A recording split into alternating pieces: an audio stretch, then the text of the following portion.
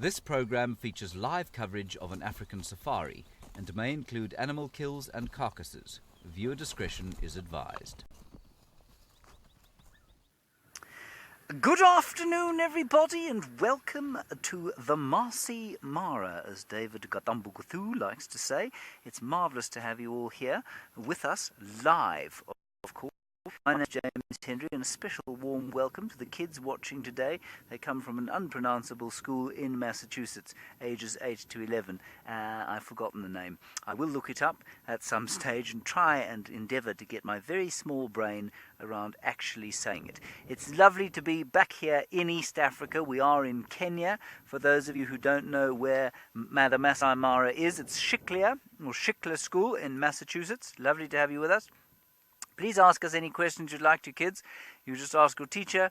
He or she will then tell us, and we will then do our best to answer your questions. We're going down towards where two giraffe fought each other to the death the other day. And apparently there have been vultures and hyenas and lions around the two dead giraffe, and so we'll go and see what we can find around there.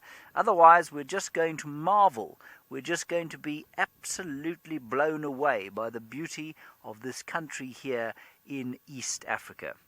Isn't it just gorgeous? There's an elephant wandering through the grasslands, just walking under those hugely picturesque balanites trees or Egyptian date trees.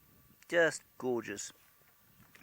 Alia, you're wondering about wildebeest, which we haven't seen just yet, and how many there are in a herd. Well, you know, back at Djuma, where you'll go shortly, where you'll meet some of my friends working there, that's in South Africa, the herds are anything from sort of 2 animals up to about 20 or 30. Here, they can be anything from about 2 or 3 wildebeest, that would be a tiny herd, up to, are you waiting for it, 10,000 or so in one herd. So they move around in huge numbers here, but they're not always here. Sometimes they're down in the Serengeti in Tanzania, and that's where most of them are at the moment, I'm led to believe. There's also a giraffe very, very far away, just to the right of where the elephant was. Yeah, somewhere there. There it is. Isn't that lovely? That's called a Maasai giraffe, and there's a game drive vehicle in the background there. That Maasai giraffe, obviously a lot more alive than the two we're going to see a little bit later. And probably quite pleased that it isn't being chased by some of the lions of this area. Isn't that lovely? Now, you've obviously seen lots of pictures of Africa, I'm sure, and you've probably seen lots of documentaries of Africa. And so many of them are shot in this absolutely gorgeous place.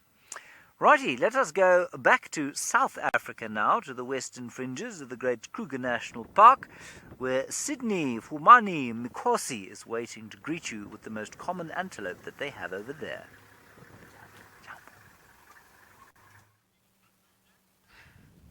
Look at that. You can see this animal is trying to get a little bit of leaves available by that tree there.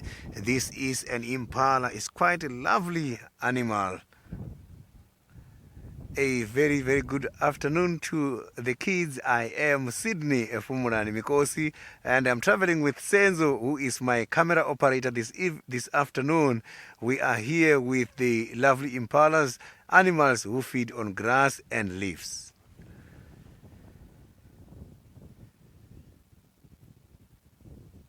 So you can see they're all feeding at the moment. There is not much grass available, and the leaves as well. Some of the trees are starting to bring back the leaves, so that is why they are concentrating there.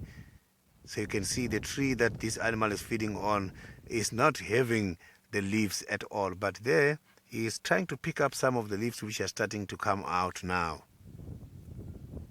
So that is a female Impala. The male Impalas carry horns.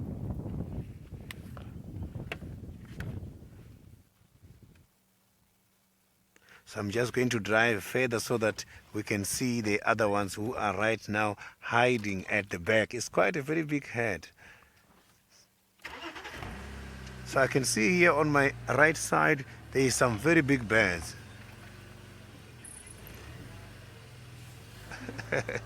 So the wild dogs It's not easy for those kind of predators to attack us while we are by the vehicle.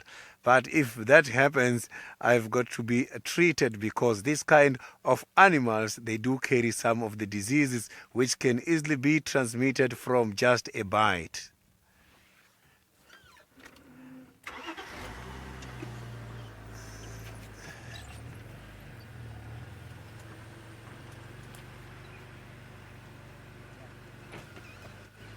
So I'm just trying to check here. I can see there's quite a lot of vultures there.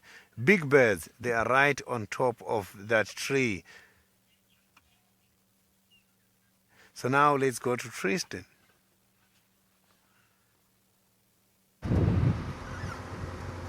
Well, good afternoon everybody, and welcome to South Africa as Sydney is driving around. So are we. My name is Tristan, as Sydney mentioned. I've got Craig on the vehicle this afternoon, and well, what we're busy doing right now is we're in an area where I had a big male leopard last night, and he was very, very hungry last night. He was hunting all kinds of things, and so I'm going to try and see if I can find him somewhere here. This is the perfect place for a leopard to spend time. We're down in a little riverbed system. As you can see, the riverbed runs just on my left hand side there, and on each side of that is really dense, thick bush, and it is the perfect place for leopards to be hunting. And last night the conditions were absolutely perfect for him to be out and about and looking for food. So you find that because it was cloudy and rainy and windy last night, it would have made it very difficult for prey animals like the impala that you just saw to be able to hear this leopard coming, and so he would have been using that to his advantage. So we're going to check where I left him and see maybe if he was hunting. There was a herd of impala that weren't far away last night when I left him,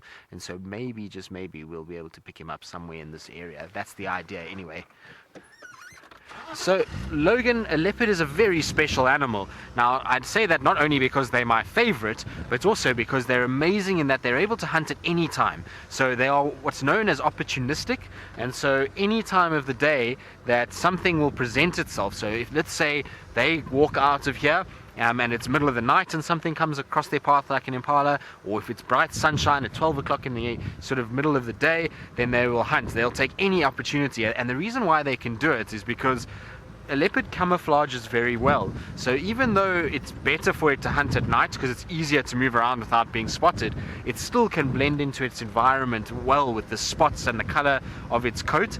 And so even during the day they'll find little thickets and then they'll ambush those prey animals as they come past. So they are able to hunt at any time of the day. It's just that they prefer normally to hunt just before sunrise and then just after sunset. That's their kind of preferred time, and that's normally because it's a little darker and it's easier for them to then move around and be able to position themselves better without being seen. It's much harder for these prey animals to see at night than it is during the day. Now, there's a very pretty bird that's just in front of us. I hope it's not going to fly. Well, no, it went into the grass now, unfortunately. So Miley, unfortunately, impalas get hunted by everything. So there was a little bird that was there, but it's now dropped into the grass, so we can't see it anymore. But Miley, pretty much everything out here will hunt impalas. Remember that when impalas give birth, they're very, very small, the little babies. The lambs are quite tiny, and so everything from some of our eagles will hunt them to big snakes like pythons, and then all the way through all of the other predators. So caracal, leopards, lions, wild dogs, hyena, cheetah, they will all go after impalas. So impalas unfortunately get hunted by everything. Also crocodiles if they go near water, so they have a tough time of it, and especially in this area you'll find that they get hunted a lot because of the density of predators. It's a lot of leopard and lions and hyenas out here, and so the poor little impalas, because they're the most common and the one that we see the most, they unfortunately get hit the hardest in this area. Right, now this is exactly where I had that leopard last night, so I'm gonna have a little look around and check, see if there's anything happening. While I do that though, let's send you across to my friend Jamie, who wants to say hello to all of you. I do want to say hello. My name is Jamie, and this afternoon Sebastian is on camera with me, back from a very short holiday. And a warm welcome to the kids joining us this afternoon. I hope you are super excited to go on this safari. You've met almost everyone else on the team. Apparently Tristan is searching closely for lions. Now my plan on this cold and blustery and windy day is to go and search for some hippopotamus. Now searching for hippopotamus is a lot easier than searching for a lion, because generally at this time of day a hippopotamus is where it should be, which is in the water hole, because of course hippopotamus spend most of their day in the water and they only come out of the water at night. So what we're going to do is we're going to head along to the biggest water hole in this area, because as you can see, I'm sure you've noticed, very brown. The landscape is very brown. Oh, there's a roof, by the way, because it's been raining, so that's to help to keep us dry. I'm very happy with the roof because this afternoon it caused me to smack myself in the face. So I've got a sore eye, but I will survive. I promise I will survive. Now there's lots of different signs that we look for when we're looking for animals out here, and there's lots of amazing different creatures as well. Sydney has found the cleanup crew of the wilderness.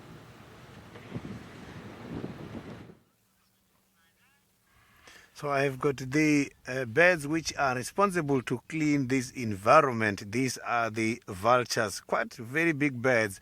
These are the ones who are normally taking all these lions' remains if the hyenas are not around.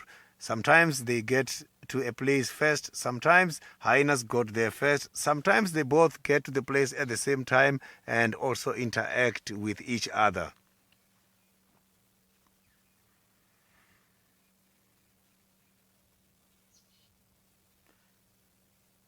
So I'm here just to investigate if there is a dead animal, because these animals, these birds can be a very good sign of something dead.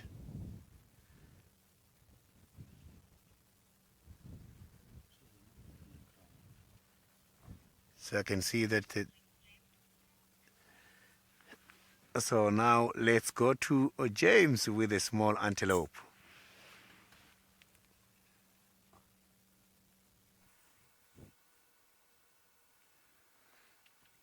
I have got still a lovely Reedbuck. There it is. Not found at Juma. I wonder what it's seen. It's suddenly become slightly alarmed. And I've never seen one in this area before. And Manu, who's on camera this afternoon, I forgot to introduce him, I'm very sorry about that, said he too has never seen a Reedbuck in this area. So Reedbuck in this particular area is a solitary antelope, which is a little bit unusual for an antelope of this size. They're about the same size as Impala. They weigh probably in the region of 140 pounds or so.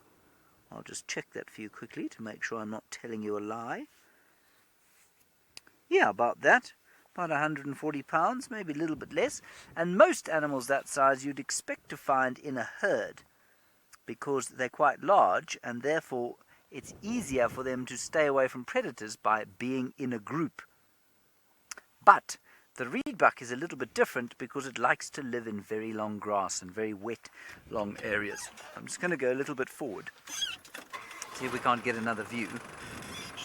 And so that's why you find a Reedbuck on its own. I think they're spectacularly good looking.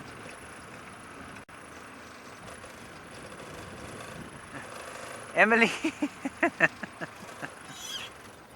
can see his head in the grass. Emily, you say, why are there so few animals in Africa? Emily, there are lots of animals in Africa. There are probably more animals in Africa than there are in the United States. In fact, almost certainly. But you must remember that if you have, say, millions of animals in this area and no space for them to move, then they'll eat everything and then they'll all die. And so the ecosystem, or this particular area, which is grasses and trees, can support a certain number of animals. And, well, sometimes you see a lot of them and sometimes you don't, but there are lots and lots here. Remember that there are more than 2 million animals that come migrating onto this area during the sort of middle of the year, if you like. And we've got a lot of giraffe over there, so I know sometimes, especially for younger viewers and younger people on safari, it feels like sometimes there aren't a lot of animals in Africa, but there are. Daniel, the best safari animals in Africa are anywhere. They are very different everywhere you go. So, you could come to East Africa here and see this giraffe. This is the Maasai giraffe. You could go to South Africa and see the southern giraffe. You could see elephants down south in South Africa. You could see elephants up here.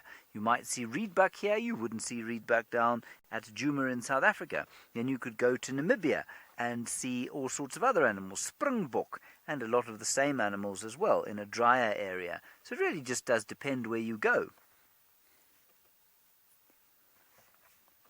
That's a beautiful Maasai giraffe.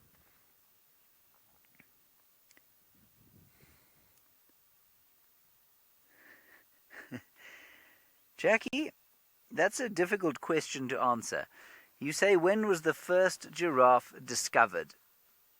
You know, the first written record of a giraffe probably comes from around about, I'm going to guess, when the first settlers came to Africa. In fact, probably even before then. I'm going to suggest that it was probably first written down by maybe the Egyptians when they started developing writing. But remember, there had been people living in Africa for long before the Egyptians developed their hieroglyphics. They were the first African people to develop writing. And so, although they wouldn't have been written about before, say, 5,000 years ago or so, you will definitely find that they would have been in stories from tens of thousands of years ago.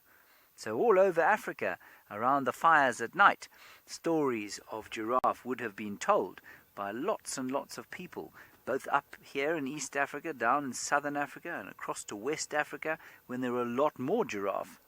And so people would have been talking about them constantly. And so to say when were they discovered is almost impossible, because for as long as people have been in this area, they have known about giraffe.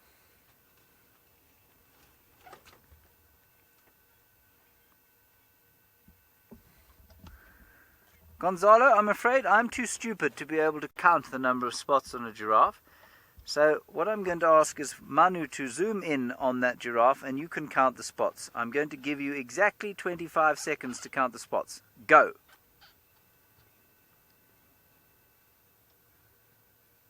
"20 seconds left.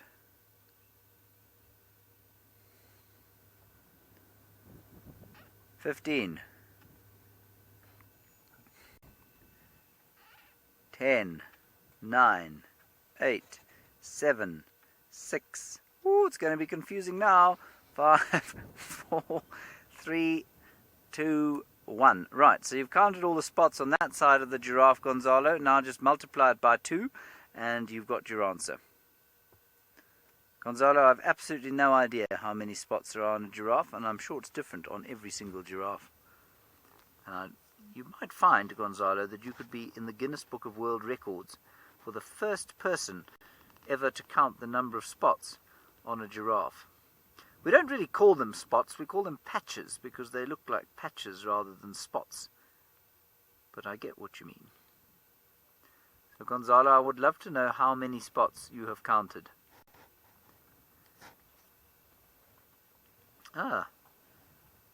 That's very interesting. So one of you counted 50, one of you counted 100, and the other counted 150. I'm going to suggest that there's a bit of inaccuracy there. So, I think maybe you need to speak to your maths teacher and say, please help us, because we can't count giraffe spots very well. Alrighty, let's carry on and see if we can go to the dead giraffe and see if we can't find some lions or hyenas or vultures there. Gonzalo, you, being the expert giraffe counter of the universe, say 50. So if you counted 50 on one side, 50 times 2, of course, is 7 million. No, it's not. It's 100. 50 times 2 is 100. So let's say roughly 100 spots on a giraffe. I'm happy with that.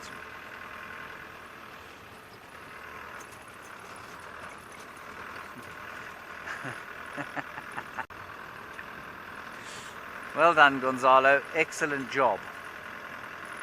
We're still a little bit away from where the action was happening earlier. We're going to drive a little bit faster now. And while we do that, I believe that Tristan, who is an excellent mathematician, is going to count the spots on a leopard.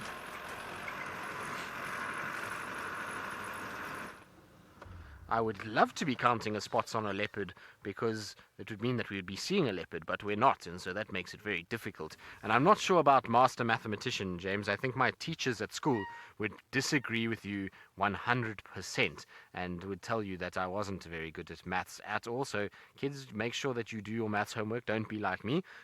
Do your maths and it will get you far in life. Anyway, you can see that we do have a beautiful, beautiful antelope that is sitting here that doesn't have any spots, so I don't have to worry about counting it. But this is called a waterbuck. Now, this is a big boy waterbuck. He's as big as they get. They really are amazing creatures that we get out here. They're big and they're bulky, and you'll often find the boys on their own like this. They've got those huge horns that kind of curve forward.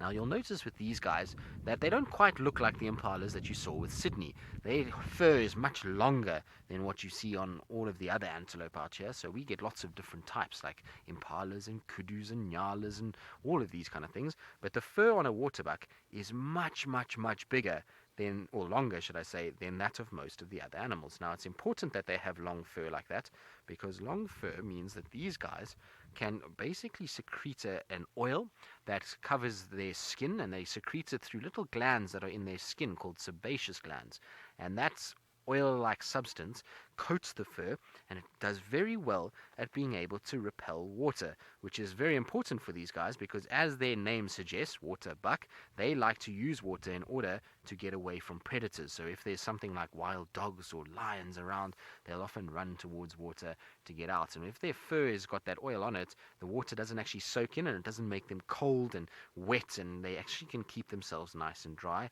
and then get out the other side. They also are called waterbuck because they spend a lot of their time in and around water. So generally where you find water, somewhere close by, waterbuck will occur in these kind of areas. They like to be close to it, like I say, so that they can get away from predators if they need to. Isaac, waterbuck is the rarest animal you can see. No, I'm joking. It's not. Waterbuck are not very rare at all. They're quite common out here. In fact, I'm sure when Jamie, she said she's going to head to Chitwa, I'm pretty sure the big dam there, we'll see some more waterbuck that side. They're quite a common antelope that we see. We actually see a few of them most drives that we go on. If you go anywhere near some sort of water source, there are these guys quite close by. But they're a beautiful animal, and funny enough, there was a long time, I was saying that they secrete this oil, and for a long time it was believed that a lot of predators don't eat them, and because of this oily secretion it smells very bad, so you often can smell waterbuck before you see them. But it's actually not true. All predators do eat them. I've seen every single predator that hunts these guys feed off them. So I've seen cheetah, lion, leopard, and wild dogs and hyenas all feed off waterbuck quite regularly. So even though the meat for us as humans is not very tasty, for predators they still like it. So Sophie, a big bull like this, or a big male waterbuck like this, he'll probably weigh close to about 450 pounds. So they get quite chunky. In fact, they can even go a little bit heavier than that, but they are quite heavy set animals. They've got the stocky kind of shoulders and legs, so they can get quite big, and they obviously have that huge set of horns which can be quite intimidating, and they will use those against smaller predators. So things like wild dogs, they'll often try and sort of thrash at them with their horns. So wild dogs stay quite clear of the males in particular, and they hunt mostly the little babies more than anything else. Now you'll notice on those horns there's got these really cool kind of ridges on them. Talking about the horns, I'm getting a bit sidetracked here, but the horns themselves have got these amazing kind of ridges all over them. Now you would think that seems a bit odd. Why would they need ridges? Well, the ridges are there to basically help with when these guys are fighting. So waterbuck males will compete for females, and what they'll do is they'll put their horns together and they'll push each other around and they'll scrape and bump and fight. And if the horn was very smooth, you would find that it would be very easy for that horn to slip on the other male's horns, and they could stab each other in the face or the neck and cause a lot of injury. So instead they've got these little ridges. Now when the other male comes along and his horns are also ridged, those ridges basically kind of get traction, and so basically they lock together and they can actually push each other around and test their strength without having to worry too much about being hurt. So it's a very clever system for a antelope to have, and these waterbuck will use that quite regularly. Often see male waterbuck fighting for females. This particular male, he won't be doing much of that because, well, there's no females around. It's just him all on his lonesome this afternoon, and I'm sorry, boy, that you've got no friends with you. Although he does have some Impala friends that are milling about around him. They're all kind of sitting close by and sort of feeding as they go along, and he's just taking it very easy at the moment. Well, there you go. They're the Impalas that we were talking about, so those are his kind of friends at this stage. So, Isaac, where do antelopes sleep? Well, anywhere really. It doesn't have a certain space that they'll sleep in. They can go under any of the trees during the day, so you'll find them often when it's very hot. Today it's cold and cloudy, so the animals don't have to worry too much, but generally when it's hot they'll go and find a shady spot, so under a tree, and they'll just lie down there. At night is a little bit different, because at night they know the predators are more active, and so what you'll find is that these guys will try and find an open clearing. So this is not very open at the moment, this is quite sort of thick, but generally what they'll try to find is some sort of open clearing where they can go and sit like this, and they can lie down, and then they'll be able to see around them, and they can see then if things like lion or leopard come along, and so that's basically where they sleep. Also, what you'll find with antelope is normally they're in herd structures. There's very few antelope out here that are solitary, and so you'll find some will be sleeping and some will be awake, and that's how they'll kind of protect themselves. But there's no place that they go to sleep. They don't mind sleeping anywhere as long as it's fairly safe. At night they'll try to find more open areas, and then during the day thicker areas where there's a little bit more shade and they can stay out of the hot sun. Now, you might have to have heard a bit of a noise of birds calling. So there's quite a few birds that will be flying around. You don't see them too much on Waterbuck, but on the Impalas you will see them. There it is, up in the top of the tree. There's two of them actually, or three of them should I say. And those are called red-billed oxpeckers. Now, an oxpecker is a very interesting bird because it's basically the antelope's friend. As the antelopes walk around, unfortunately out here, there's lots of ticks and parasites. And so the ticks get onto the fur of these antelope and they irritate the antelopes. Now those oxpeckers, it's their job basically to try and clean the antelopes of all of these parasites. So they'll go along and they've got this little beak that's like a pair of scissors, and it just goes and it cuts out basically, well, not cuts out, but it kind of pulls out all the little ticks that are on the fur of this particular antelope that they land on, and they're able to keep the antelopes quite clean, which is pretty amazing. And so they eat a lot of parasites, and you'll find generally if it's a herbivore, so things like the antelope species or, you know, buffalo and the likes, these guys will land on them, even hippos, and try and keep them nice and clean. What they will also do, which is quite interesting, is they're a little bit like a vampire, and we had Halloween yesterday, so I hope you all got dressed up nicely, and they have a ability to basically drink blood. So they're called what's known as a seguinivore. And so if the antelope has a hole on it or a cut, you'll find these oxpeckers will land and they'll actually peck at the cut, and they'll open the cut out and force it to start bleeding again, and then they'll actually drink the blood from that animal. So they're a little bit like a vampire. Now, of course, luckily they don't go after people, so we don't have to worry too much about us being attacked by them, but it is quite interesting to see. So even though they do a good job for the antelope and keep them clean, they can also be a little bit dangerous and cause a bit of a damage. So, John, it's obviously difficult out here to kind of, for waterbuck to get to the age that they really can get to. Most waterbuck, unfortunately, as they start to get a bit older, will be hunted and killed. But, I mean, theoretically, you'd probably find a good age waterbuck out here would be anywhere between 10 and 12. That would be quite old. You might get some that will go to about 14, but it would be very rare for that to happen. Most of them would be, I suppose, about 10 years old would be a good lifespan for waterbuck in this area. There's too many predators for any of these animals, because remember, as they get older, it's much like us as people.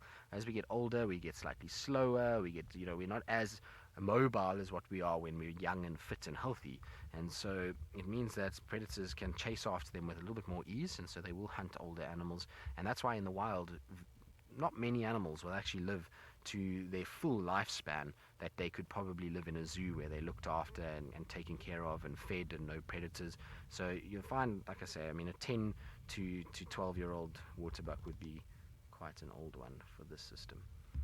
Anyway, we're going to leave our waterbuck to carry on sleeping, and so while we do that, and we're talking about waterbuck, let's send you across to Jamie, who's gotten to Chitwa Dam, and I wonder if there's some waterbuck on her side. How did he know? Look, there are waterbuck. There's lots of waterbuck, and they look as though they're going to the water's edge for a drink. Now there you go. Correctly predicted. I also see the animal that we've come all the way down here to see, which is the hippopotamus. Oh, the waterbuck are a little bit nervous. You've seen the waterbuck, so I'm just gonna show you them very quickly. There they go. Very, very nervous around the water's edge. Now there's a good reason why they're nervous around the water's edge. There are lots of predators around here, and the big cats, things like lions, they haven't learned. They know that there's only so many places that the waterbuck and the other animals can go to have a drink. So they know that they can come here to look for food. Now, Izzy, you would like to know how many different predators a waterbuck has. Izzy, the main predator for waterbuck is lions, because they are the biggest of the cats out here, so they're strong enough to catch them. But wild dogs will also hunt waterbuck, and sometimes even a really big leopard might take on a young waterbuck. And then baby waterbuck, of course, because when they're small, they are much more vulnerable to predators. Then sometimes cheetah will hunt them, leopards definitely will, hyena will hunt them as well. So there are lots and lots of different predators of a waterbuck. Look how fluffy they are. Puffed up and cold in the rain. And hello to Isabella. Isabella is wondering about the waterbuck's sense of smell. Now, before I answered Isabella's question, I have to tell you that my favorite thing about waterbuck is their noses, because I think they have wonderfully heart-shaped noses. Now, none of them want to look at me, so I can't show you what I mean. Isabella, a waterbuck's sense of smell is amazing. It is much... Oh, look at all those tatty bits out of her ear. Sure, an old girl maybe. Imagine if you were able to smell that your friend had been in the room 3 hours earlier and they'd since gone away, and you were able to smell which direction they'd gone in. Now, most mammals out here have a much better sense of smell than we as human beings do. So imagine if you could play hide and seek by following the smell of somebody. It would be amazing. Now that's the sort of thing that waterbuck can do. So even if the lions came for a drink here last night, and now it's almost 24 hours later, they would still be able to smell the scent of the lions. I can hear a beautiful bird calling off in the distance, an African fish eagle. But I'm sure you are very excited to see the hippopotamus.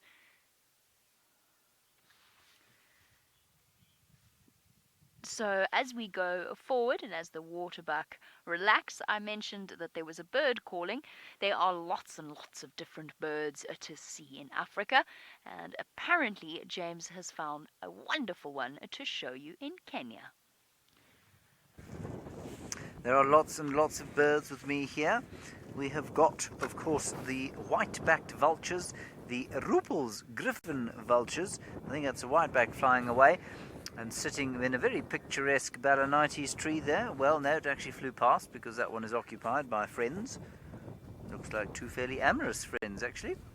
So those are probably very full. It's a bit cold for them to be flying, so the temperature's probably dropped to around about 65 degrees Fahrenheit or so. But down in front of us, we have got a great big pile of vultures on the 2 dead giraffe. Well, Robert, here's your answer to your question. They eat anything that has died. And they are eating here 2 dead giraffe. Now, I was expecting to find lions and hyenas here. In fact, we have a lion coming in now. This is quite interesting. Just over there, Manu. He's just heading out of the grass there. suspect the rest of the pride is there. He may or may not come here, but he's been eating on this carcass, I think probably for about 2 days now. So he'll be very fat and very full and not very hungry. And that's why he's allowed these vultures to come in and take their share. So there's almost nothing left of these giraffe, and remember that each one of them would have weighed in the region of 3,000 pounds. And so 6,000 pounds of meat has almost disappeared during the course of about, 48 hours. It's 2 days. You can hear them. I'm just going to shut up for a while, and you can hear them shouting at each other.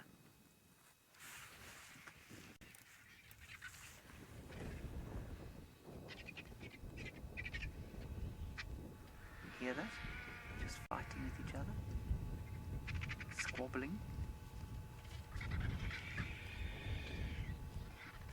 hissing.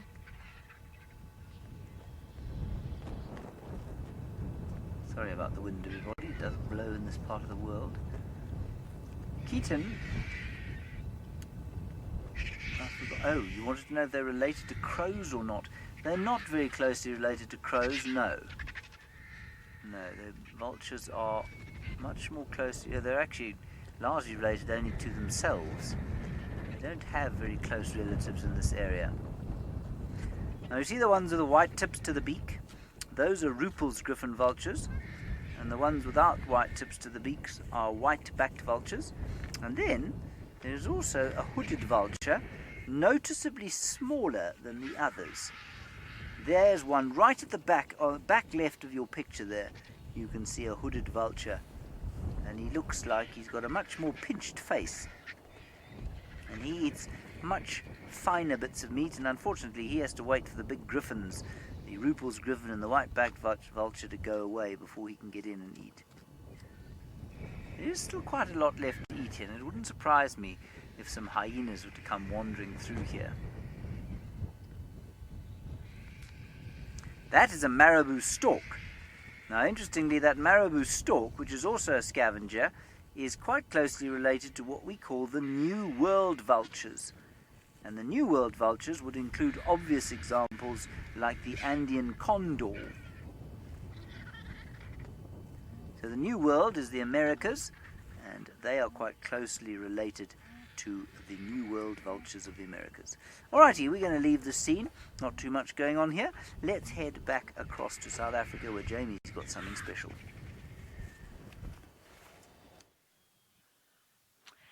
So back here in South Africa, you've seen some very big birds. Now here is the biggest bird of its family. It's called a giant kingfisher, and I'm really excited to see it because I have not seen a giant kingfisher in ages and ages. So there's lots of different members of the kingfisher family. Unfortunately, I forgot my bird book today, so I can't show you the pictures of all of them. But there's only a few of them that actually fish. And the giant kingfisher is one of them. So that's why this kingfisher is here at the waterhole, perched on top of a dead tree. And it's using its very, very sharp eyesight to spot movement and search for fish. So there you go, the giant kingfisher. Now, I said I wanted to come and look for hippopotamus and that they were a little bit easier to find. Now, what you will have noticed is behind the kingfisher, yep, there you go, we have got some hippopotamus. We've actually got lots and lots of hippopotamus in this waterhole because it is the dry season here in South Africa, so there's not that many places for the hippopotamus to go. This is the only waterhole nearby that's got enough space for more than maybe one hippopotamus. So there we go. Oh, I've seen that hippo before. The one that you can see, sort of not the one's face, but the one in front of it. That one's been in a fight, and we've actually seen it here before. It's all scratched up. So that's what you can see there sticking out of the water. It's got some injuries. There's its head over there. And that's all the rest of the hippopotamus belonging to the chitwa pod of hippo. Now, Trevor, you want to know how tall a hippopotamus is. Trevor, that is a very good idea, a very good question, because it's really hard to tell just how tall a hippopotamus is. Now, they are around about just over 1.2 meters, sometimes even 1.5 meters at the sort of the top of their shoulders. So to give you an idea of how big that is, that's about 5.2 meters. 5.2 feet, sorry. Not 5.2 meters. That would be enormous. That would be a terrifying hippopotamus. So let me show you. If I lean out of the car, so I'm sitting, I don't want to get out of the car because I might give the hippos a bit of a fright, but I'm sitting in the car. The car's a little bit higher than your normal car, but if a hippo were to walk quite close to me, its shoulder would be somewhere around about here. So they're really, really big animals. But they look strange because they've got these funny short legs.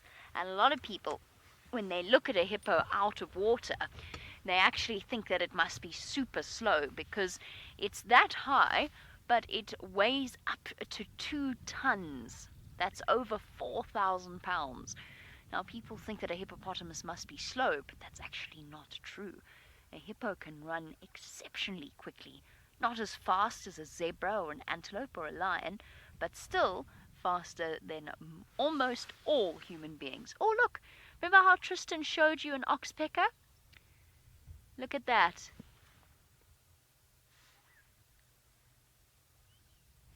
And hello to Amelia, who is wondering how hippopotamus hunt for food.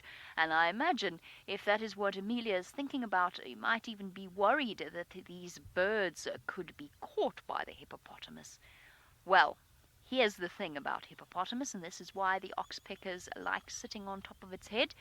A hippopotamus is a vegetarian. It is a herbivore. So a hippopotamus is a big, strong, and potentially scary animal, but they actually only... Could you hear them making their hippopotamus noise? So a hippopotamus goes out at night to go and graze. So they eat grass. Now sometimes, maybe, if something has died near the water or perhaps in the water, maybe it was killed by a crocodile, they might nibble a little bit around the edges, but they don't eat meat. It is not really part of their diet. So hippos don't hunt their food. See how they're talking to each other? Isn't that cool?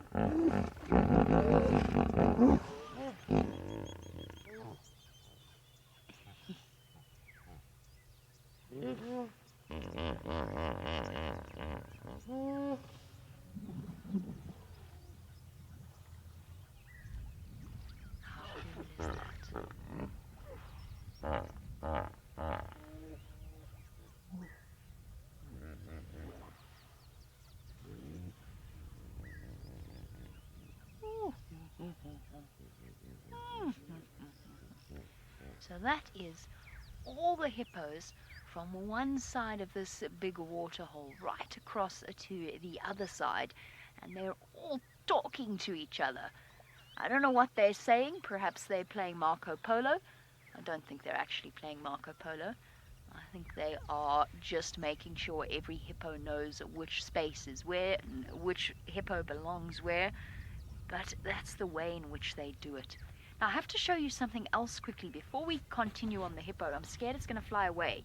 I showed you the giant kingfisher. Seb, on that rock, on the bank of the sort of where, there we go, right in the middle of your frame. This right there. There you go.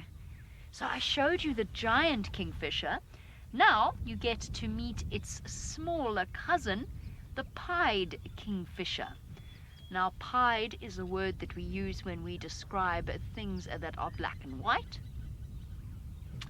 So that is a pied kingfisher. So we've seen all sorts of different things. So maybe, hopefully, Even though animals in Africa can be thought of as being under threat, perhaps you've all learnt a little bit about just how many amazing things we have here in Africa. Now, unfortunately, it's time for us to say goodbye to the students because it is a time for you to continue with the normal school day. So I hope that you had fun on safari with us. I hope we get to see you again soon. Enjoy your day, and we will carry on with the rest of our safari.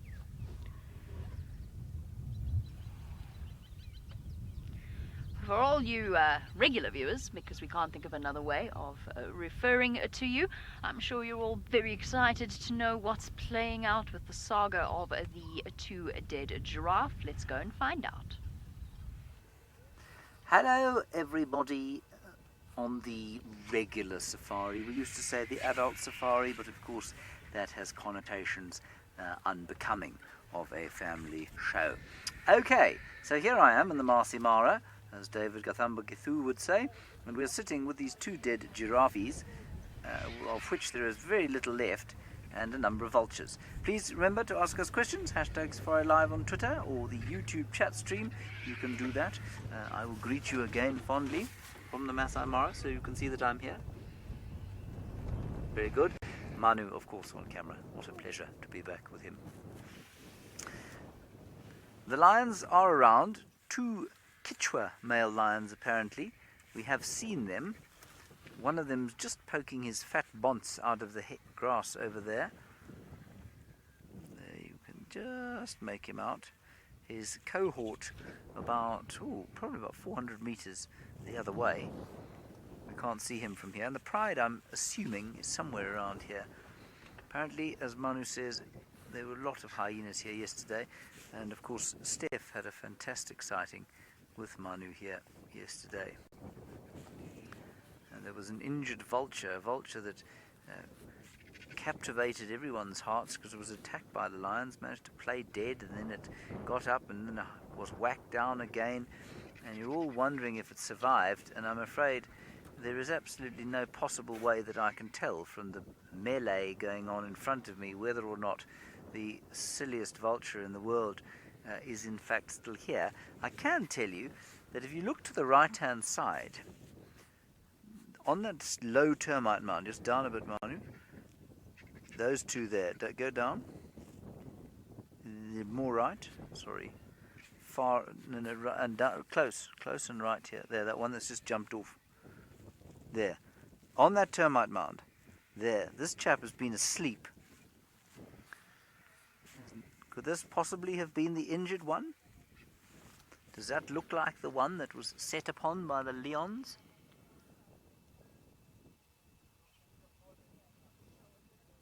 I wondered if maybe that was it, or if it was perhaps just having a snooze.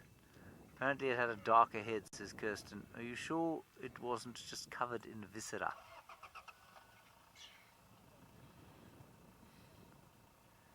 So I'm afraid I don't see an injured vulture. Well, I think that's probably a good thing.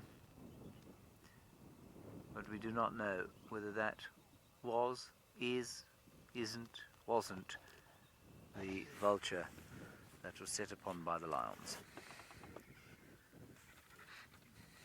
Nico, I think you'll find that vultures would absolutely engage in cannibalism.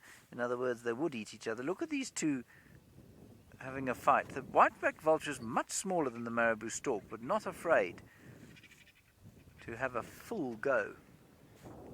So yes, they'll eat pretty much anything that's dead, Niku.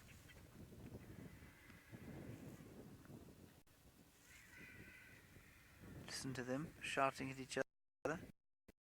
I must say, it's very, very magical to be back here.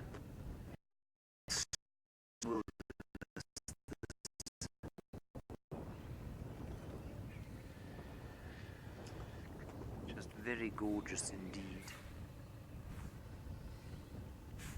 A lot of them flying off. I imagine there'll be one or two hyenas coming in sometime during the night, and I suspect some lions too. Ooh, this is interesting. Look at this. Vultures coming, not vultures, those are called giraffe, coming to have a look perhaps at their fallen comrades. They are very curious. So we know that if they see a gathering of vultures like this, they may well come by. And apparently Steph also, not to be outdone by me in any way, was also here last night with some other giraffe coming to have a look. Not just two, but apparently a whole herd. Well, lucky old him.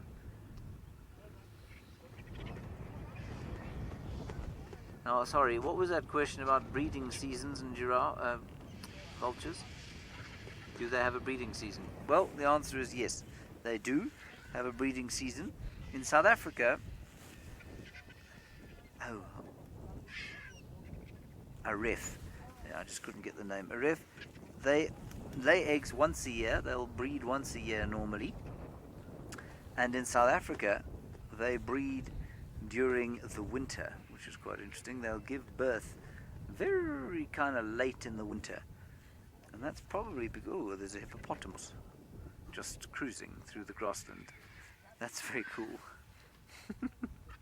There's always something to see here. It really is absolutely amazing. Isn't that astounding? I'm not sure if they're quite as seasonal here, but I suspect because there aren't really any seasons here. They have rainy seasons and dryish seasons. But I can try and look it up for you. I suspect you'll find them much less seasonal in this part of the world. Unfortunately, the app for East African birds is not quite the same as its Southern African counterpart.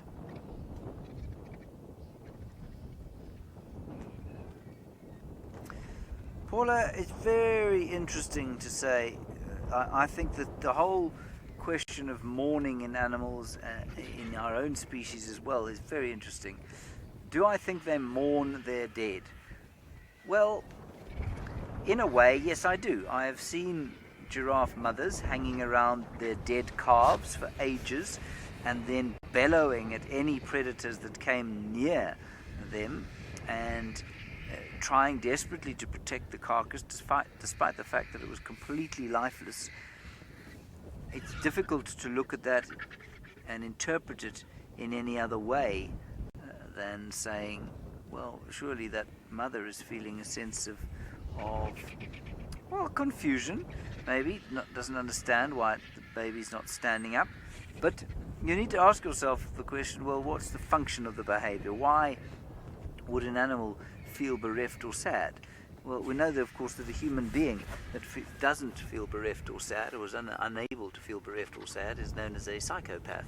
And a psychopath is somebody who cannot feel any empathy, cannot feel any kind of sense of sympathy for something that has died or something that it has killed or that he or she has killed. And so that extreme example, if everyone was a psychopath, we wouldn't care about each other and we wouldn't survive as a species. Our children would all die very quickly, and we wouldn't be able to look after sick ones, family members, and the society couldn't hold on or couldn't survive. Now, I think that if you look at it from that point of view and say, well, then mourning, or not so much mourning, but a sense of loss, has a purpose, has an evolutionary purpose, in that by feeling that sense of loss, the animal will try to avoid that sense of loss by looking after its offspring. And so from that point of view, yes, I would say that there are a lot of animals here that would feel bereft at the loss of a youngster especially. Whether they feel bereft at the loss of a sibling, probably less so. I mean, it's difficult to see the wildebeest of the migration crying their eyes out as they lose any number crossing the rivers or to the lions at night. So, I don't know. Alrighty, we're going to move from here, see what else we can see. In the meantime, Tristan has a small bee-eater. Indeed, we've got a very little bee-eater, hence the name Little Bee-eater, and it is posing perfectly for us on one of the banks of the Mulwati. It's right next to us, and we don't often get really good views of these guys because they're generally quite flighty and they don't actually sit too close to you. But for some reason this guy's super chilled, and so we're getting the most beautiful views of it, and you can see how pretty that coloration is. It's all fluffed up. Exactly, lots of birds are posing for us, Kirsten. Isn't that pretty though? You can see it's got a little blue eye band there that they often goes unnoticed with these guys. Oh, big yawn as well.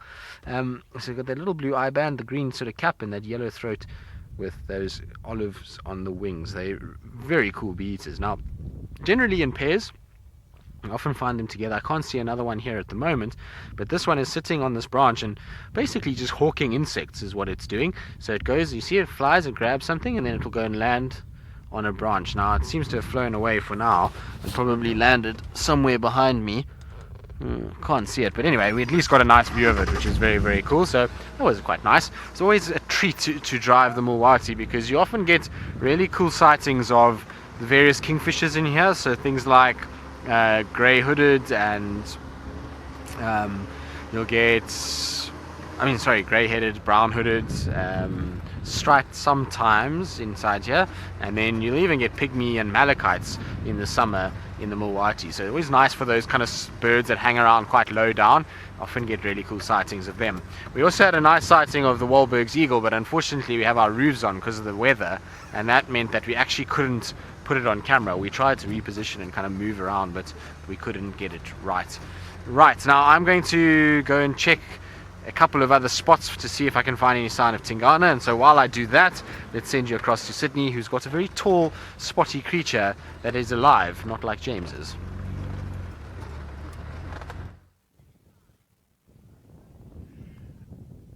This animal is very much tall. It cannot even fit by the camera. You can see that. If you look at this animal just behind the ears, it's too bright. All the ears are very bright at the back, and that is for the communication purposes.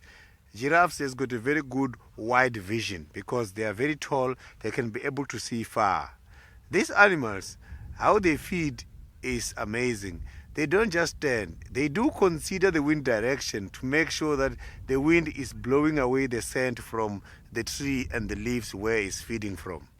Because these trees, when the animals are feeding, they do try to protect themselves by secreting quite a lot of chemicals. So these giraffes don't want to inhale the chemical. The tongue of this giraffe is very dark. It's like bluish color. And that tongue, it helps in order to protect them against the thorns, because the thorns cannot easily attack the tongue because of the very kind of a slimy saliva, and the color of this tongue is dark in order to help the giraffe against sunlight.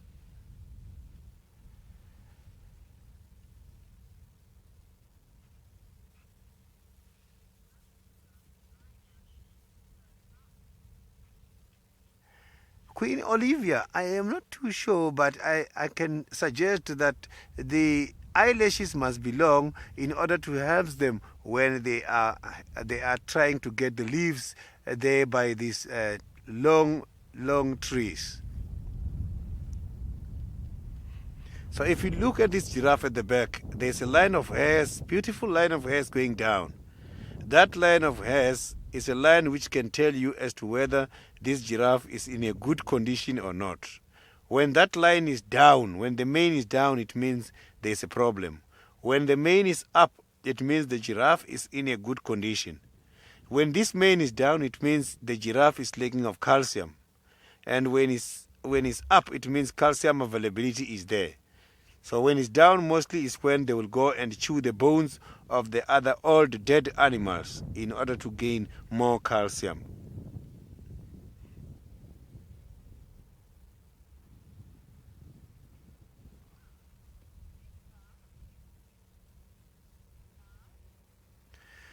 Giraffes, the skin diseases, I haven't seen them occurring to the giraffes, but as part of the animals, yes, chances are there that these animals can get the skin diseases.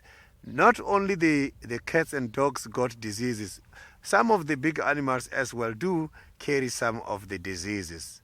Some of the giraffes don't have hairs alongside their bodies because when they are fighting, the top of the oxycones, they do hit the side of the bodies and take off this, the hairs from the skin.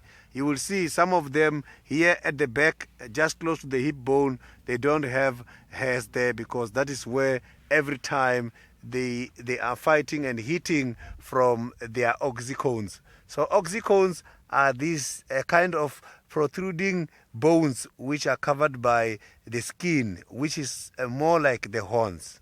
So I'm just going to carry on now and see if we can find this giraffe again.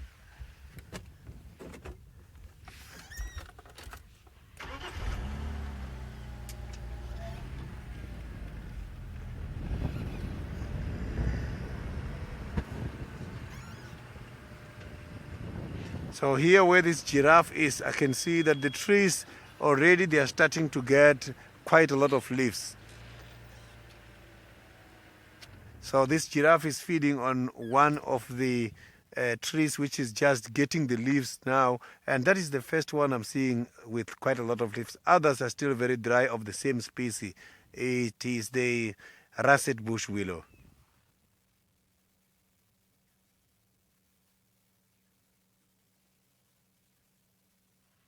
He's very fast. Look at that.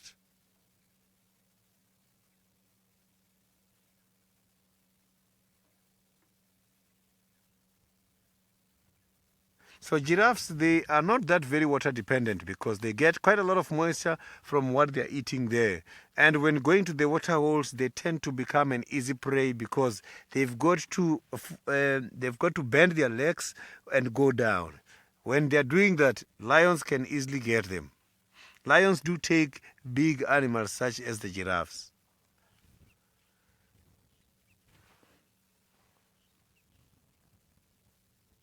So this one has got very dark spots. It's telling you it's a male. So the male has got dark spots, females light spots.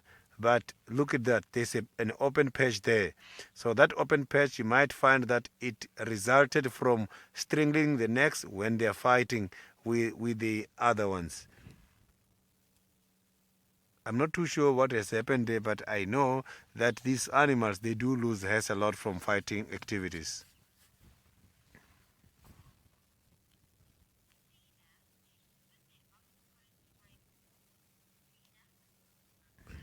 A scenic, I haven't seen the oxycone broken from these animals because they are very high up, and when they are fighting, these oxycones only hit the soft side of the bodies and the ribs. So they don't easily get locked by the branches when they are feeding. It's a very strong bone. I have seen it from a dead giraffe. The oxycones are very much strong.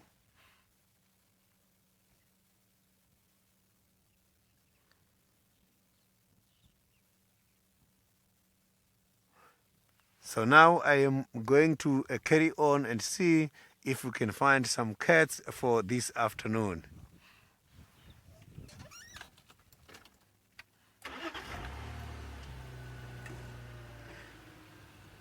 So now let's go to Jamie.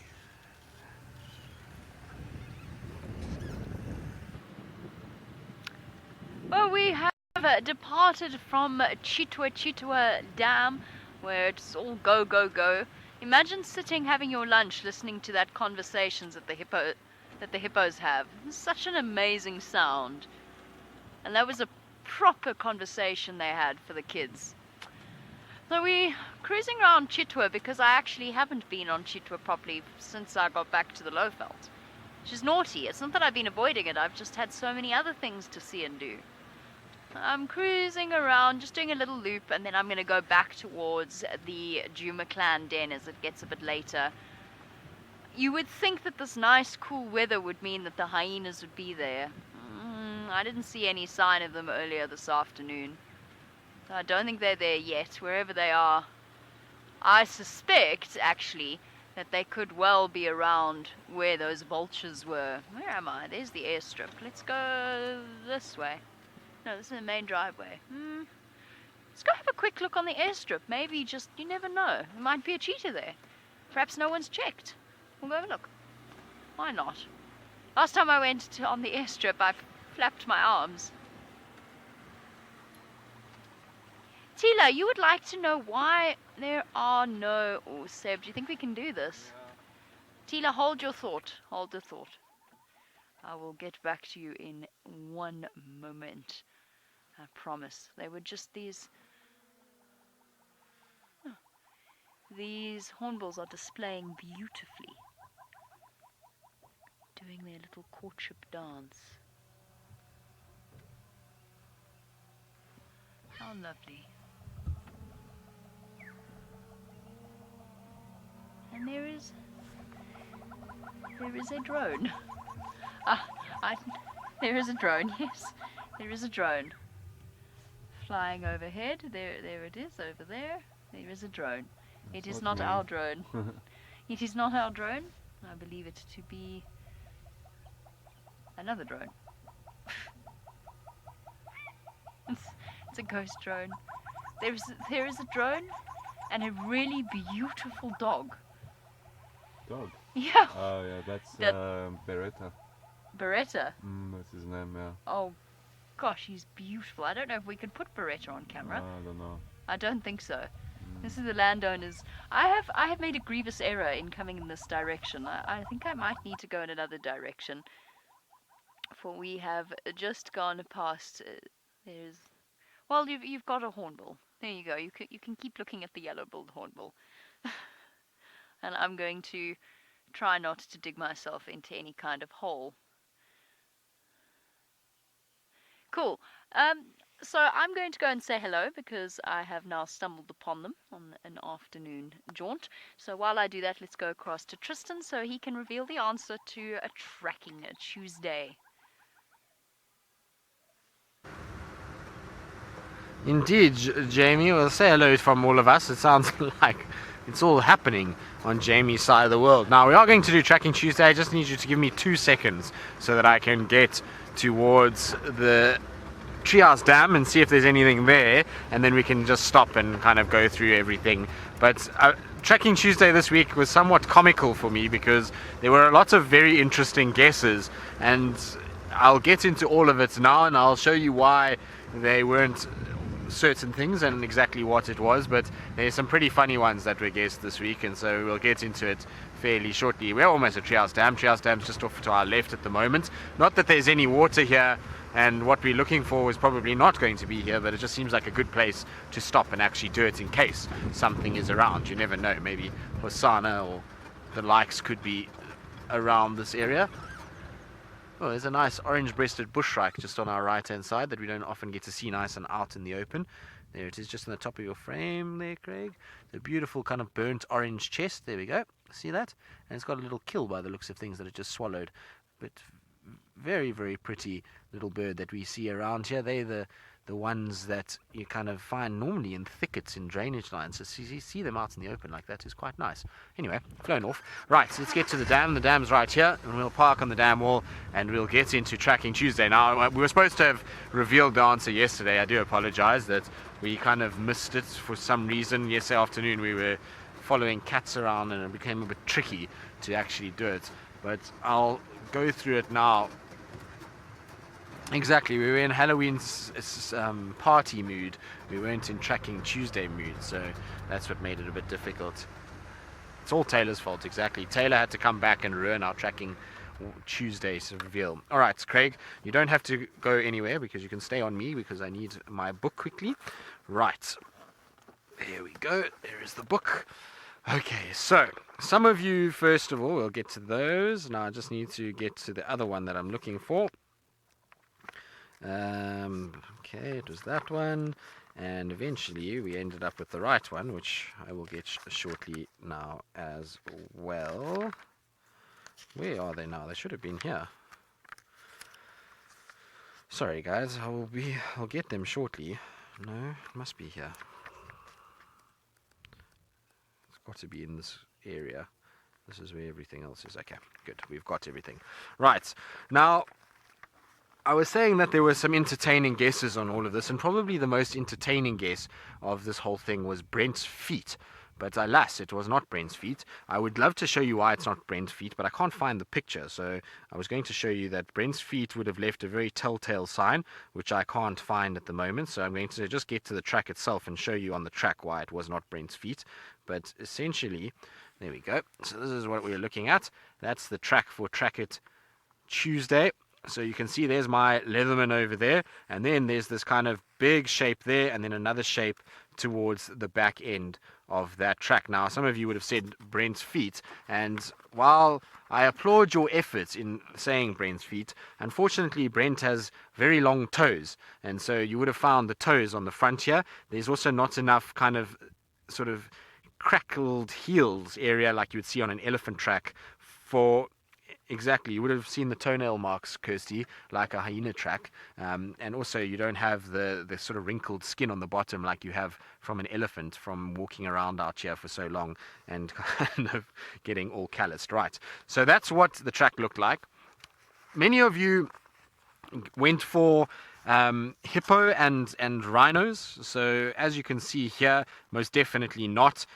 These have got very large toes on the hippo track itself. You can see 4 independent toes and a big pad, and these things are large and not elongated anyway. They're quite rounded tracks. The rhinos also, it's just wrong shape altogether. So there's no kind of 3 toes that you saw there. It's cannot be that at all. The other big guess that a lot of you went for, which had very close to Brent, this is also very close to Brent, is a lot of you went for this. So this is a baboon track.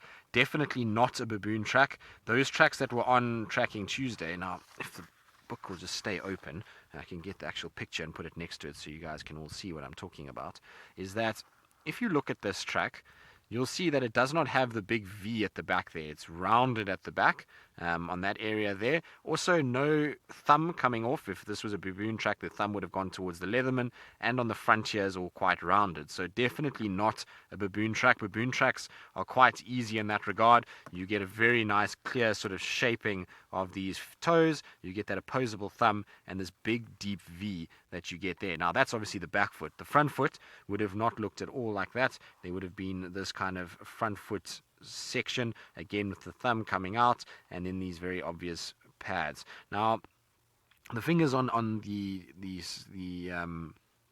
baboon are slightly shorter than that of a vervet monkey, and also obviously much larger in terms of the actual size of the track. So definitely not a baboon either.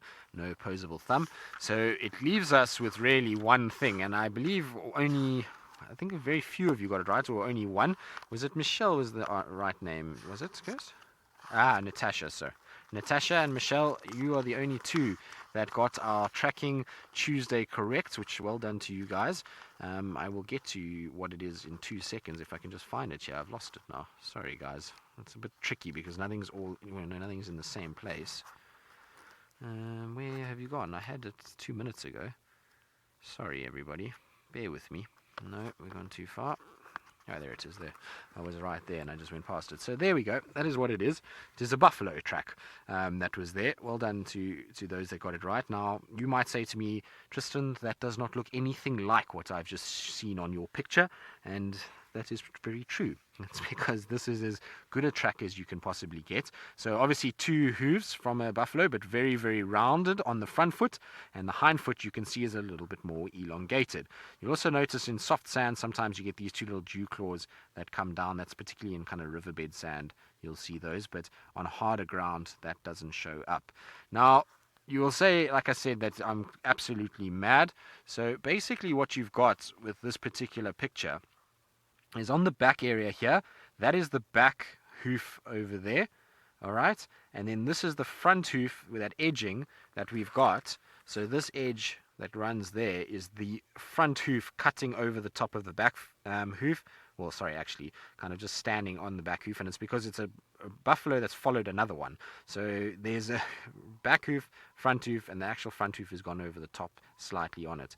Now, the interesting thing about this, and the reason why I actually took this photo, is not because it was a buffalo. It's a very nondescript buffalo. The sand had been blown by the wind a little bit, so it wasn't fresh. But this particular buffalo, if you look at the size of my Leatherman, is possibly one of the largest buffalo tracks that I've ever seen. This is one that Herbie and I saw together, and Herbie was shocked when he saw this, and he thought this is probably one of the biggest he's ever seen too. So this front kind of section here, we actually didn't get the whole track in, but I wanted the back and front to kind of, because it combined together, and it made it quite a tricky track for you guys. But it was an absolutely monstrous track that we saw there. So very, very, very large. But indeed, it was a buffalo. You can actually just see the slight sort of ridge of sand in the middle that you do get in that very round track that a buffalo leaves. So well done to those that actually got it. Very, very good. So Lynn, you say the size is what confused you. Well, yes, they can be quite tricky. Just remember with these tracks, and it's something that I always say about tracking Tuesdays, that when we do these tracks, remember that we will always put the Leatherman there. Now, a Leatherman is a stock standard size. I can't tell you exactly how big it is. Sorry, guys, it's just moving now at the moment. I can't tell you how big it is offhand, but essentially, if you Google what the size of that is, you'll be able to work out exactly how big these tracks are that we're talking.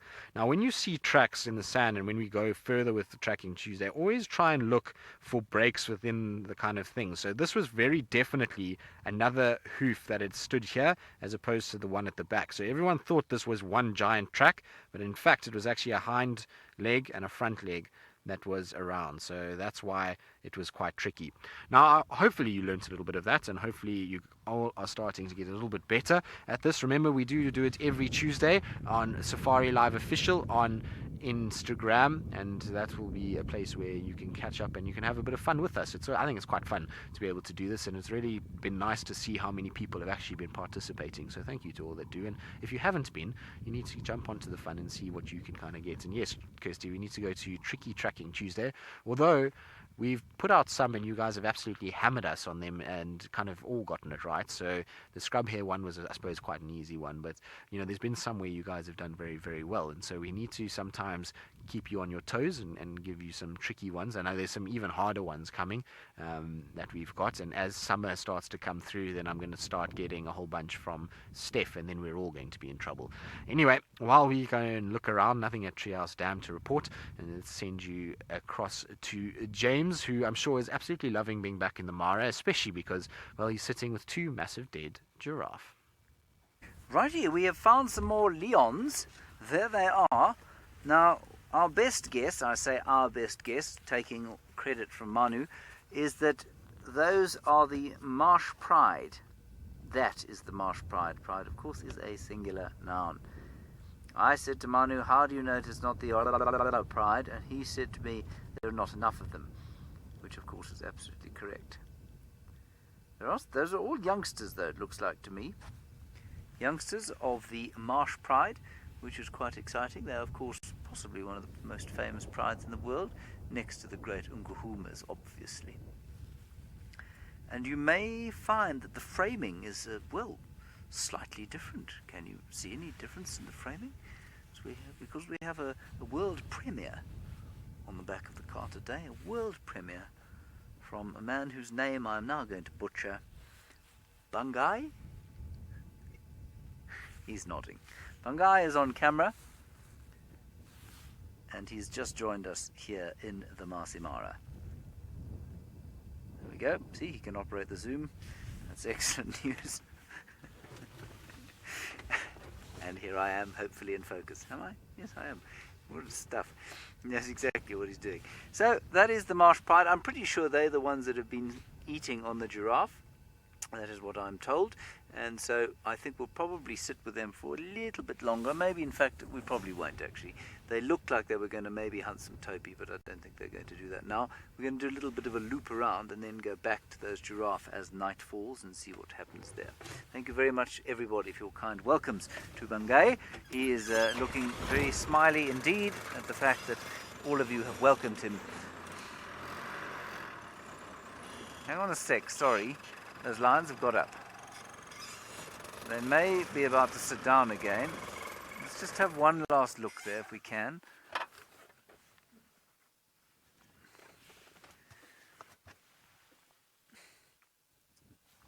Where on earth are they? There we go, well done. They did get up, but now they've stopped getting up. Just watch them briefly. Lions at this distance, of course, extremely difficult to identify or pick out individual personalities or defining marks. Well, they are starting to show that sort of early evening playfulness, the youngsters, which is the precursor to normally another 20-minute snooze or so, and then some form of hunting or moving activities. They may well go back towards those giraffe. We're not far from them here. Now, of course, I haven't been in this area for a little while. I don't know where or how they've returned back to this area, the marsh pride. They were, of course, decimated by poisonings and takeovers and disease and all sorts of other things, but they seem to be making a comeback. Kim, what was that? What would I do if a lion approached? Is that correct? What would the best thing be to do if a lion approached? Sorry, there's an 8-second delay, so I've got to wait for it to come back. Oh, if it had tried to attack me, the best thing to do, Kim, would be to scream very loudly and run away, waving my hands in the air. That is not true. That would be a very poor thing to do. You would almost certainly be eaten alive. The best thing to do if you're on foot is to stand dead still, and you can make a loud noise. You can clap and shout and say, "Go on, duck, go away," and then hopefully they'll back off and stop, because normally they won't push through on an attack unless it's a very unusual situation. In a vehicle, it's highly, highly unlikely that they would attack you, but if you couldn't just drive away, and you wouldn't drive away quickly because they can run at about 80 kilometers an hour, which is 50 miles an hour, and for you to get up to that sort of speed in a car like this would take about 3 days. And so what you'd probably do is start the engine and bang on the door and make a big noise, and hopefully they'd stop. But to have a lion jump into a vehicle like this, you know, if it had ever happened, you'd rest assured that it would be the very last time that anybody would ever go out in an open vehicle in a place like this. So, yeah, touch wood. Hasn't ever happened, and hopefully it won't. Good. Shall we move on? Let's move on.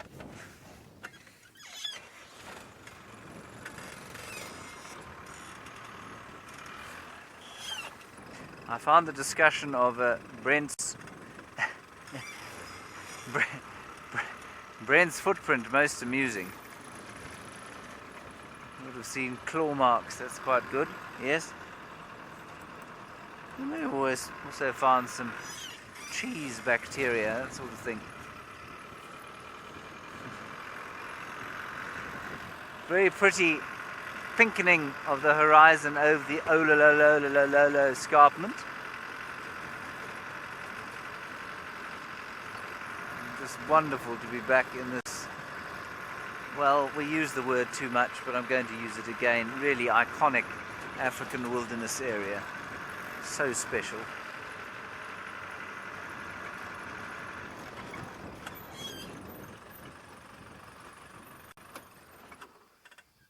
Here we have something that looks like a Palomino pony that died.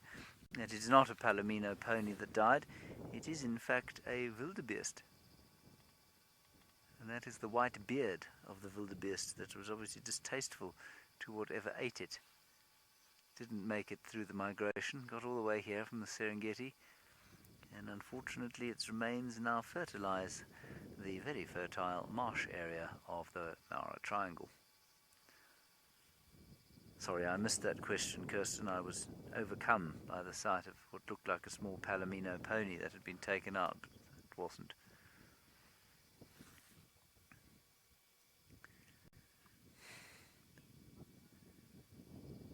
Oh, MGN, yes, guides sometimes are barefoot when they go on drive. I personally am not barefoot when I go on drive. I think that my footwear is an indicator of the, the sort of formality that comes with the job of being a presenter. You can see I'm being extremely formal as we speak, displaying my plover's leg to you, topped with a shoe. Some people definitely do go on drive barefooted. Some people go in thongs or slops. A thong in some parts of the world can mean a G-string. I don't think any of them go on drive with G-strings. They might, but I'm not aware of any. But certainly they go on drive with slip-slops, slops or that sort of thing. Sometimes sandals. And certainly we had a presenter called Mark Weiner who used to be known as the Barefoot Professor, and he used to go and drive in his bare feet. So, yes, I personally do not go and drive in bare feet, mainly because my toes get cold. And I don't believe that Tristan Dix has ever been on drive with bare feet.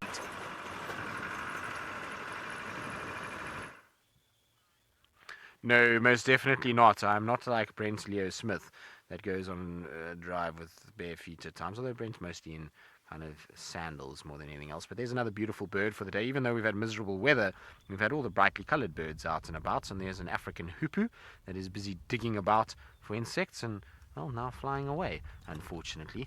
Which, are you going to land for us? No, it's going to carry on flying, unfortunately.